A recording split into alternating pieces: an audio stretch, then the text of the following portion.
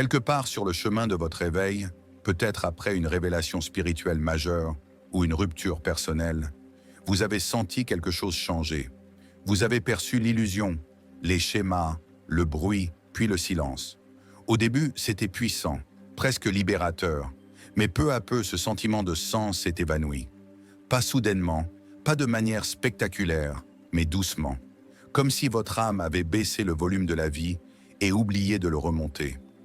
Vous avez cessé de courir après. Vous avez cessé de vous en soucier, non pas de manière imprudente, mais dans un soupir existentiel discret. La question a commencé à murmurer plus fort. Pourquoi? Pourquoi me sens-je si engourdi maintenant que je vois la vérité? Il y a ici un étrange paradoxe. On s'attend à ce que l'éveil spirituel enflamme notre passion, mais pour beaucoup, surtout les introspectifs, les empathes, les chercheurs, il produit l'effet inverse. Il nous vide. Je me souviens d'une amie brillante, spirituellement connectée, passionnée par les bons livres.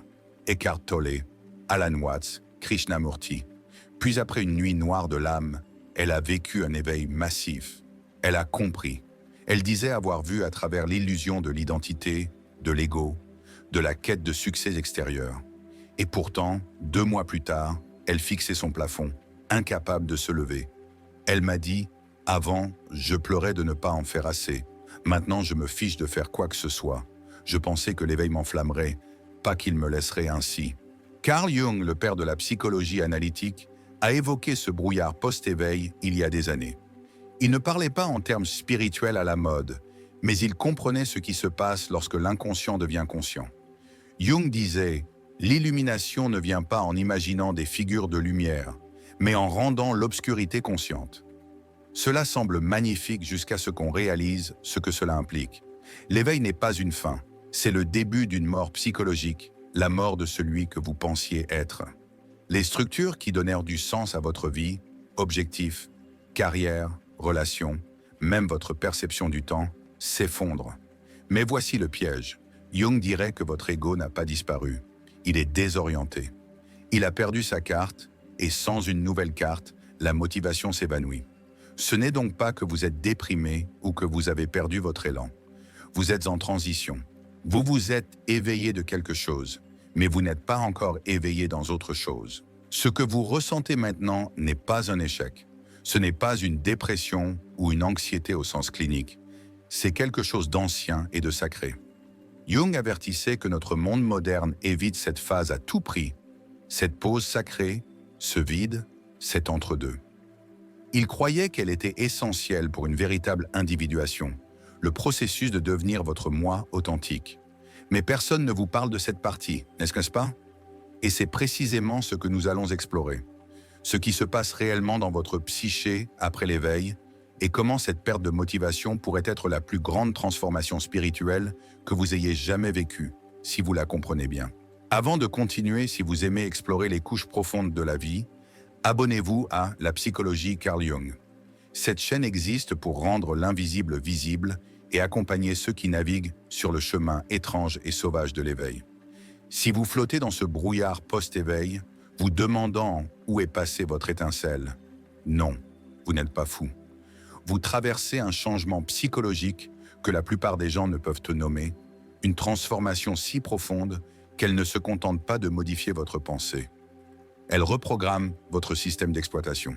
Tous les objectifs que vous poursuiviez, les listes de tâches, les plans à 5 ans, les playlists de la culture du hustle, ils ne vous touchent plus. Pas parce que vous échouez, mais parce que votre système de motivation s'effondre. Et Carl Jung l'avait prévu bien avant que cela ne devienne un sujet tendance sur les réseaux sociaux. Décomposons cela. Pendant la majeure partie de votre vie, votre motivation venait de votre identité égoïque, le moi que vous pensiez être. Vous vouliez prouver votre valeur, être vu, réussir, être aimé. Ce n'est pas une mauvaise chose, c'est simplement ainsi que fonctionne le développement humain. Jung appelait cela la persona, le masque que nous portons pour fonctionner en société. Mais le processus d'éveil arrache ce masque. Soudain, vous ne cherchez plus à être aimé. Vous ne jouez plus le jeu parce que vous voyez le jeu. Et c'est là que ça devient étrange. Sans le masque, vos anciens objectifs ne correspondent plus. Ils étaient taillés pour une version de vous qui n'existe plus. Vous êtes comme un personnage de théâtre qui a quitté la scène et ne sait plus quelles sont ses répliques. C'est pourquoi vous vous sentez démotivé. Vous n'avez pas perdu votre élan. Vous avez dépassé le carburant qui l'alimentait. Jung croyait que nous ne sommes pas ici pour servir l'ego, mais pour l'intégrer, l'aligner sur quelque chose de plus grand. Il appelait cela l'individuation, le voyage qui transforme une identité fragmentée en un moi unifié. Non pas le petit moi qui cherche les louanges, mais le moi qui transcende, le centre au niveau de l'âme qui se connecte à tout. Ce moi ne se soucie ni du statut, ni de l'approbation, ni même de la clarté. Il est là pour exprimer la vérité. Une fois l'éveil survenu, votre psyché commence à se recalibrer. Elle rejette tout ce qui est faux, forcé ou basé sur l'ego. Cela inclut les emplois, les relations, les ambitions, et même votre tableau de rêve soigneusement conçu en 2021. C'est pourquoi l'éveil est à la fois libérateur et désorientant. Mais Jung avertissait, si nous nous arrêtons ici, nous restons coincés. Certains s'éveillent et tombent dans le piège du contournement spirituel, se convainquant que rien n'a d'importance, que tout n'est qu'illusion. Ils se déconnectent, flottent et s'engourdissent. Ils confondent détachement et désengagement. Mais le moi veut autre chose. Il veut vivre à travers vous. Il ne rejette pas le monde. Il redéfinit votre rôle dans celui-ci. Pour y parvenir, il faut traverser une phase étrange que Jung décrivait parfaitement et que peu de gens reconnaissent lorsqu'ils la vivent. Il y a une phase après l'éveil dont presque personne ne parle. Elle n'est pas glamour, elle ne récolte pas des milliers de likes. Elle ne ressemble pas à une méditation à Bali ou à des citations Instagram profondes. Elle ressemble à ceci, rester assis en silence, incapable d'expliquer ce que vous ressentez, pendant que le monde continue de courir. Jung dirait que vous n'êtes pas perdu. Vous êtes entre deux mondes. Vous vous êtes désidentifié de l'ego, mais vous n'avez pas encore trouvé une nouvelle façon de vivre à partir du moi. Cet espace n'est pas un échec, c'est un rite de passage. Mais dans notre monde hyper productif, l'immobilité est mal diagnostiquée comme de la paresse. La pause est confondue avec la paralysie. Alors, vous vous jugez, et ce jugement bloque l'énergie même que votre âme essaie de rappeler. Jung appelait cette pause psychologique enantiodromia, le processus où les choses basculent dans leur opposé. Lors de l'éveil, votre pendule intérieur passe de l'effort dicté par l'ego à une immobilité au niveau de l'âme. Vous passez de « je dois tout faire » à « pourquoi faire quoi que ce soit ». Et ce basculement est sacré. C'est ainsi que l'équilibre se restaure. Dans les mythes et les enseignements anciens, c'est la phase de l'ermite, la mort avant la renaissance. C'est le moment où la chenille se transforme en soupe à l'intérieur du cocon. Plus une chenille, pas encore un papillon, juste une substance informe. Et oui, cette substance ne fait rien. Elle ne court pas, elle se dissout. C'est là que l'ego panique. Il veut de l'action, une identité, une direction. Mais le moi murmure « lâche prise, je construis quelque chose de plus profond ». La spiritualité moderne esquive souvent ces aspects difficiles. Elle enseigne suite à joie ou seulement des bonnes vibrations.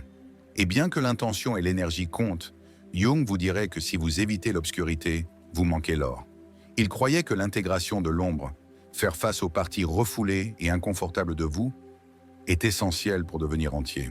Pas optionnel, pas un bonus, c'est le programme de base de l'âme humaine.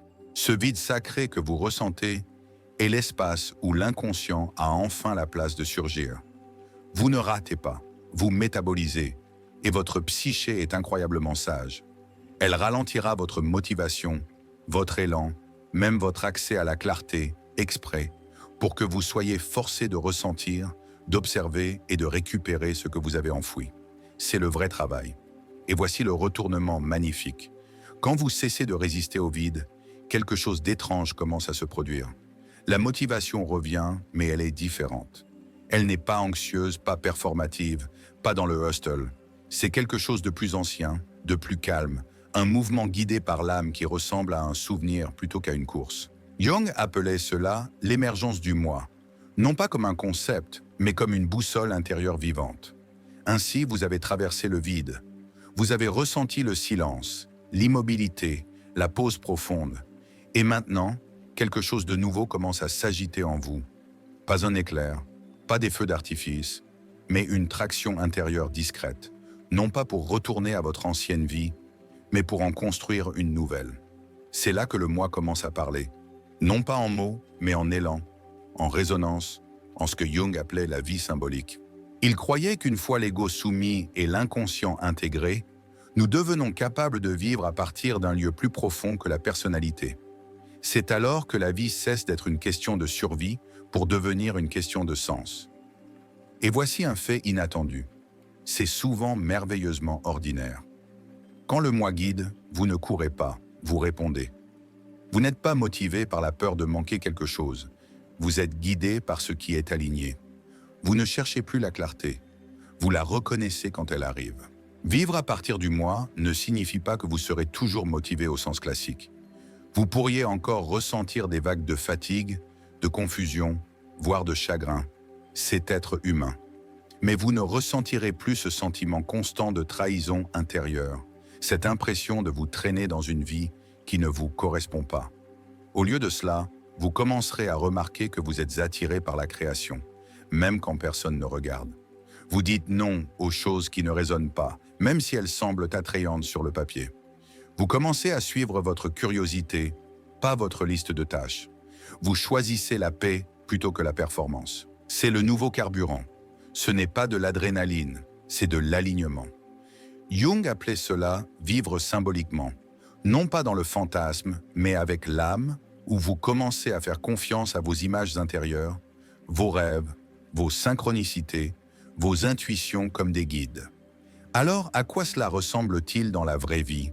Parfois, c'est aussi simple que de poser des questions différentes. Au lieu de « que dois-je faire ?», demandez « qu'est-ce qui m'appelle discrètement ?» Au lieu de « quel est le plan ?», demandez « où la vie me pousse-t-elle ?» Au lieu de « comment puis-je me prouver ?», demandez « qu'est-ce qui semble honnête ?» Vous commencez à participer à la vie au lieu d'essayer de la dominer. Et cela ne signifie pas abandonner l'ambition. Cela signifie la transformer. L'ambition devient une dévotion à la vérité, à la présence, à la croissance. Et l'ironie, c'est que ce type d'énergie accomplit les choses bien plus efficacement que l'ego ne le pourrait jamais. Mais maintenant, c'est durable. Maintenant, c'est alimenté par l'âme. C'est la motivation du moi, non pas impressionner, mais exprimer. Et cela vous conduit souvent à créer, servir, guérir, enseigner, construire, non pas parce que vous devez, mais parce que tout votre être dit oui. Donc, si vous avez l'impression que votre étincelle a disparu après l'éveil, c'est l'ancien feu qui s'est éteint pour que vous puissiez trouver une flamme plus profonde, une flamme qui ne vacille pas lorsque les vents extérieurs soufflent. Jung ne promettait pas un chemin facile. Et si vous êtes ici, à lire ceci, vous marchez déjà sur ce chemin. Il ne s'agit pas de retrouver votre ancienne motivation. Il s'agit d'en découvrir une nouvelle, ancrée dans la complétude, pas dans la performance. Ce n'est pas la fin de votre éveil, c'est le début de votre devenir. Si cela vous parle, si cela vous a aidé à nommer quelque chose que vous traversez en silence, laissez un commentaire ci-dessous. J'aimerais savoir ce que ce voyage représente pour vous. Et si vous voulez plus de contenu comme celui-ci, où nous explorons la psychologie, l'âme et la conscience de soi d'une manière qui a du sens pour la vraie vie, abonnez-vous à La psychologie, Carl Jung. Parce que l'éveil n'est pas la fin de l'histoire. C'est là que l'histoire véritable commence.